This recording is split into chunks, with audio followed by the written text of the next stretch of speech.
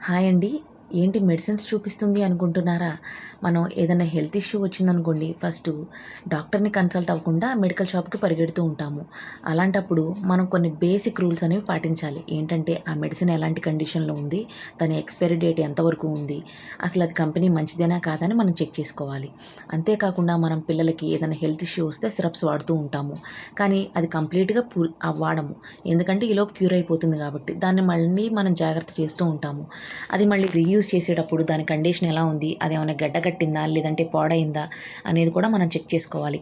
అంతేకాకుండా వాటికి క్యాప్స్ ఇస్తూ ఉంటారు. ఆ క్యాప్స్ కూడా మనం ఎప్పటికప్పుడు నీట్‌గా క్లీన్ చేసుకొని దాచిపెట్టుకోవాలి. హ్మ్. లేదనుకోండి పిల్లలకి హెల్త్ ఇష్యూస్ వచ్చే అవకాశం ఉందనమాట. దీనివల్ల ఏదైనా బ్యాక్టీరియా కానీ, ఫంగస్ కానీ ఫార్మ్ అయ్యే ప్రాబ్లమ్ ఉందండి. అందుకనే మనం బేసిక్‌గా వాడుతూ ఉండాలి. అంతేకాకుండా వాడేటప్పుడు మనం చాలా జాగ్రత్తగా వాటిని స్టెరిలైజ్ చేసి పెట్టుకోవాలి. ఇలాంటి మరిన్ని వీడియోస్ కోసం సబ్స్క్రైబ్ మై ఛానల్.